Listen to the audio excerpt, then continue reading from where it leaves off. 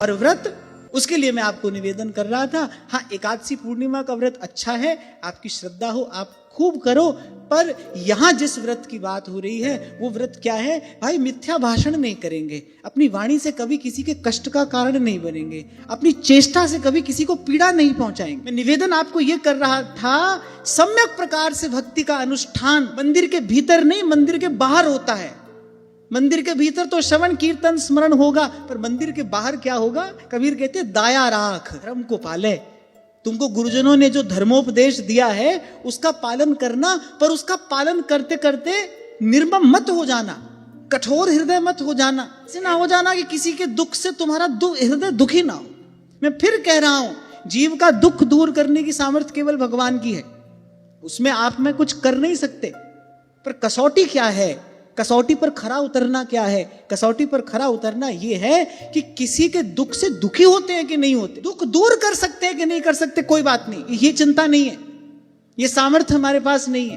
पर किसी के दुख में दुखी होते हैं कि नहीं होते, किसी की आंख में अश्रु देखकर ये पाषाण हृदय पसीजता है कि नहीं पसीजता, किसी को दुख में देखकर ये हृदय उसके लिए प्रार्थना करता है कि नहीं करता। ये कुछ मील के पत्थर हैं। सही रास्ते जा रहे हो, अपने लक्ष्य की प्राप्ति की ओर अग्रसर हो और सही मार्ग पर हो, तो ये कुछ मील के पत्थर हैं। रास्ते में एक विवेकवान पथिक को इन मील के पत्थरों को देखते चलना चाहिए, इसका विचार करते रहना। क्योंकि मैं बहुत क्षमा याचना पूर्वक की बात कह रहा हूं, मैंने देखा कि काम करते करते ना व्यक्ति कभी कभी निर्मम हो जाता है। कबीर कहते हैं ना, कछु लेना न देना मगन रहना। तो कह रहे हैं मुझे अपने सुख के लिए कुछ लेना देना नहीं है। पर घर में संतों की जमात आ गई तो भगवान से सीधे कह रहे हैं, कैसी बने तुम संगे, आप न देहूं तले हूं मंगे।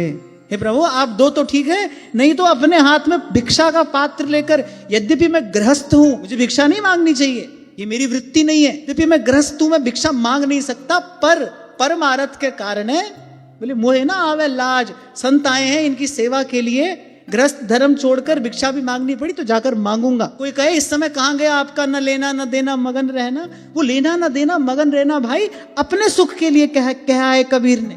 पर जब बात पर सुख की आएगी, जब बात संत सेवा की आएगी, जब बात परमार्थ की आएगी, जब बात परोपकार की आएगी, सब पीछे करके। मेरे तुलसी बाबा ने तो बड़े सीधे सरल शब्दों में धर्म अधर्म कह दिया, परहित सारा सरम नहीं भाई, पर पीरा नहीं अधमा। परोपकार के जैसा कोई धर्म नहीं। और सीधे ही भगवान से कहा, थोड़ा ताना मारते हुए, बोले हम तुमसे क्या चाहते हैं, हम तुमसे मांगते क्या हैं? इन संतों की सेवा, संत हमारी कुटिया पर आते रहें, इनकी चरण धूलि हमको मिलती रहे, इनकी सेवा का सौभाग्य मिलता रहे, इसके अतिरिक्त और क्या चाहते हैं तुमसे? और इतना भी नहीं दो तो फिर लो। अच्छा, यहां एक प्रकार से इतना मांगकर कबीर जी ने ठाकुर जी को संकोच में डाल दिया।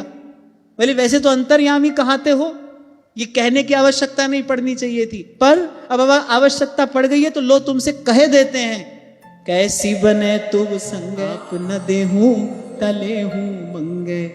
जैसे बेटा बाप से कहते हमको देते हो तो ठीक, नहीं तो पड़ोसी से जाकर मांगेंगे, तुम्हारा ही अपयश होगा।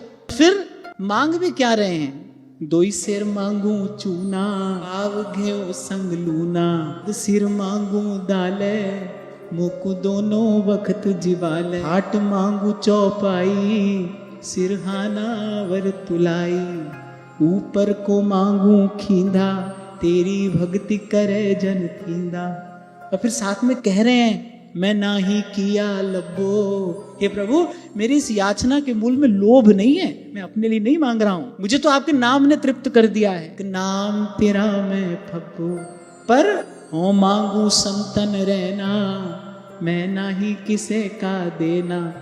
किसी की उधार चुकाने के लिए थोड़ी मांग रहा हूं आपसे, साधु सेवा के लिए मांग रहा हूं, परोपकार के लिए मांग रहा हूं। और गोस्वामी जी कहते हैं, एक पद में गोस्वामी जी कहते हैं, मांगन गए सो मर गए। एक पद में गोस्वामी जी ने कहा है मांगन गए सो मर गए, और तत्काल अगले पद में क्या कहते हैं, परमार्थ के कारण न आवे लाज। परमार्थ के लिए मांगना पड़े फिर कोई लज्जा नहीं है भाई, दोनों हाथ पसार कर मांगने निकल पड़ूंगा। तो व्रत क्या हो, परोपकार व्रत हो।